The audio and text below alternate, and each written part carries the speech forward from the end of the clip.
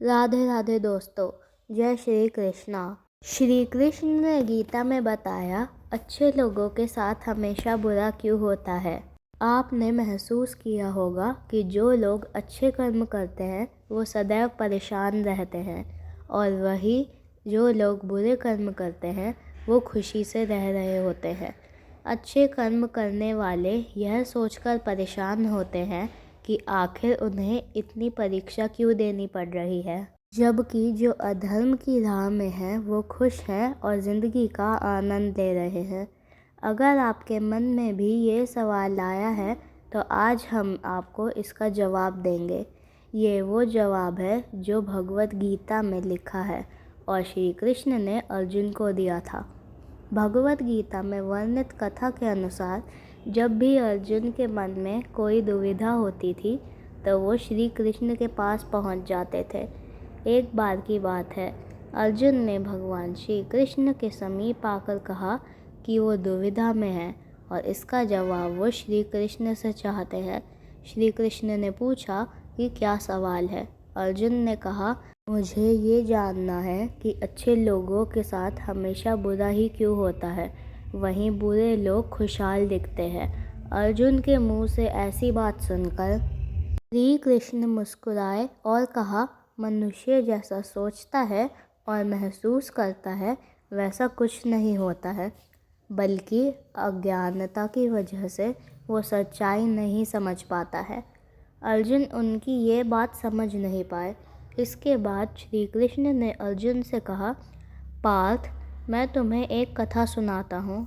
उसे सुनकर तुम समझ जाओगे कि हर प्राणी को उसके कर्म के हिसाब से ही फल मिलता है।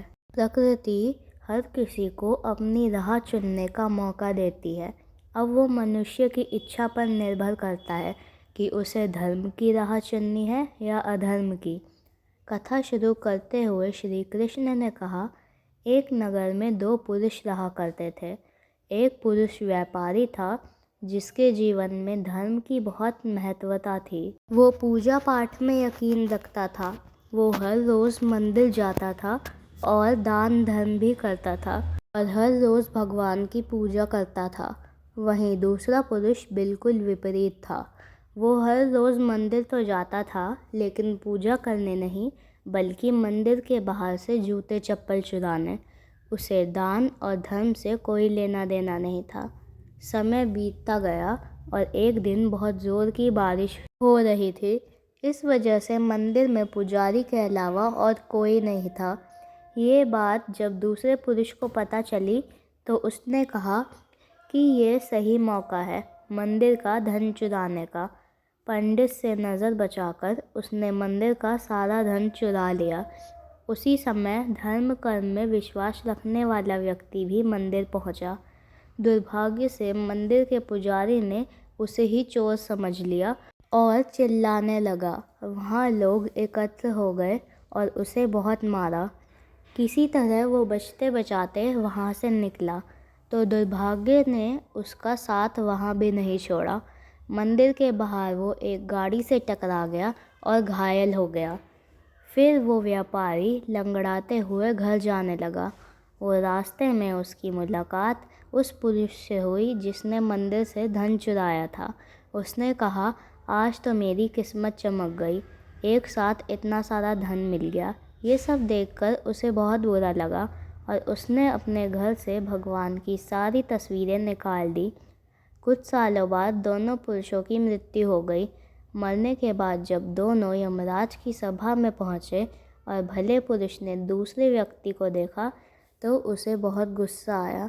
उसने क्रोधित होकर यमराज से पूछ लिया कि प्रभु, मैं तो हमेशा अच्छे कर्म करता था, दान में विश्वास रखता था, उसके बदले जीवन भर मुझे अपमान और दर्द ही मिला और इस व्यक्ति को नोटों से भरी पोटली। आखिर ऐसा भेदभाव क्यों? इस पर यमराज ने कहा, पुत्र, तुम गलत समझ रहे हो। जिस दिन तुम्हारी गाड़ी से टक्कर हुई थी वो दिन तुम्हारे जीवन का आखिरी दिन था, परंतु तुम्हारे अच्छे कर्मों की वजह से तुम्हारी मौत सिर्फ एक छोटी सी चोट में बदल गई। तुम इस दुष्ट व्यक्ति के बारे में जानना चाहते हो? दरअसल इसके भाग्य में राजयोग था। मगर इसके कुकर्मों और अधर्म की वजह से वो सिर्फ एक छोटी सी धन की पोटली में बदल गया। कथा सुनने के बाद श्री कृष्ण अर्जुन से कहते हैं, पार्थ, क्या अब तुम्हें तुम्हारे सवालों का जवाब मिल गया? ऐसा सोचना कि भगवान तुम्हारे कर्मों को नज़रअंदाज कर रहे हैं, यह बिल्कुल भी सत्य नहीं है। भगवान हमें कब क्या किस रूप में दे रहा है, मनुष्य को समझ में नहीं आता है। लेकिन यदि आप अच्छे कर्म करते रहें तो भगवान की कृपा हमेशा बनी रहती है।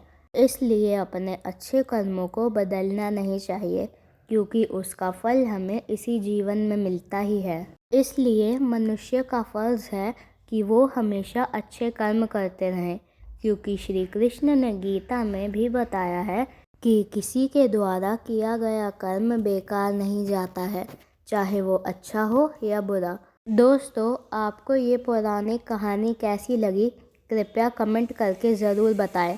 वीडियो पसंद आई हो तो लाइक करें और हमारे चैनल को सब्सक्राइब ज़रूर करें। राधे राधे।